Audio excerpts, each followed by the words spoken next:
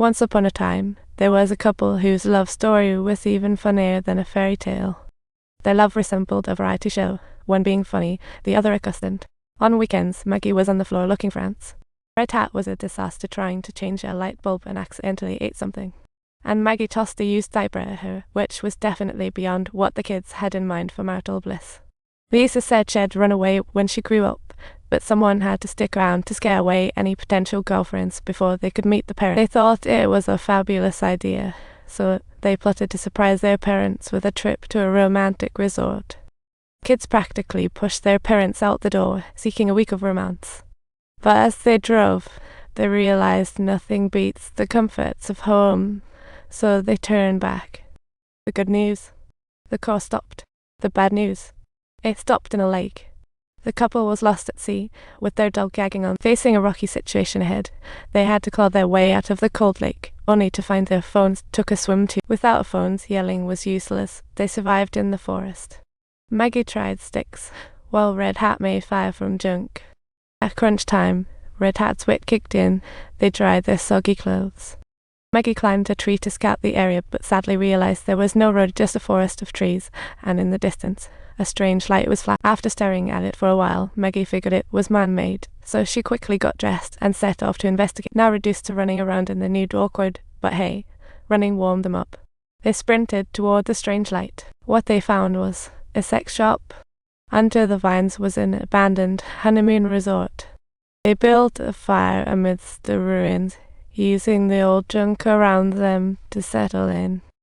They crafted a cozy little shelter, with fire and water missing nothing, just needed food for a perfect getaway.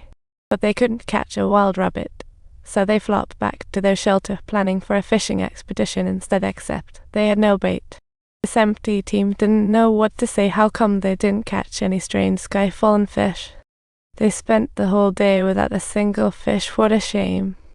A day passed too, still no fish.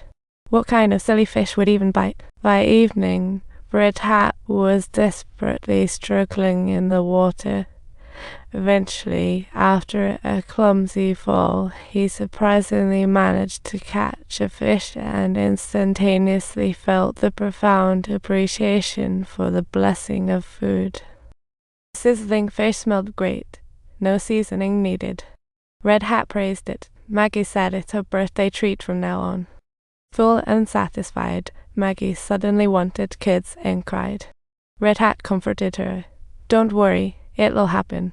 Just then their sweetness was interrupted by a noise outside, sounding like a wolf timed to spring into action.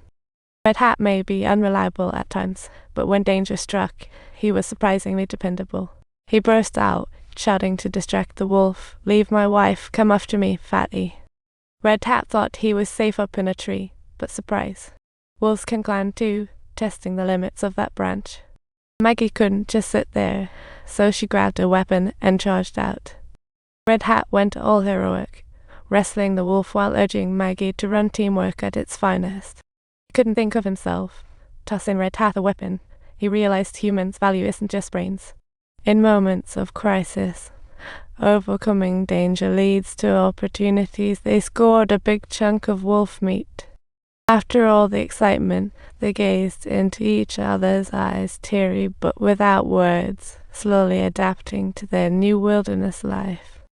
The bond grew stronger than ever, deeper than at any time before.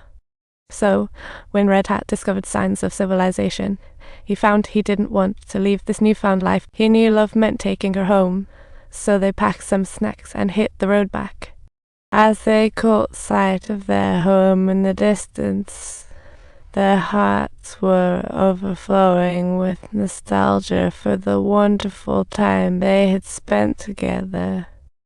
They paused and bade farewell to their memories, with Red Hat declaring he'd be a romantic husband from now on.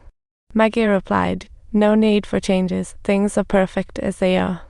They sat by the roadside, eagerly waiting to head back home, excitement bubbling up. On their way home, they fully enjoyed the journey, laughing all the way back. Once they changed into warm clothes, they connected back to the outside world. Maggie sat outside waiting for her favorite show, utterly content. Marriage is akin to an exhilarating epic adventure, but sustaining such intensity demands relentless, constant effort. When couples face life's pressures, their brains prioritize survival, shifting into low-energy mode.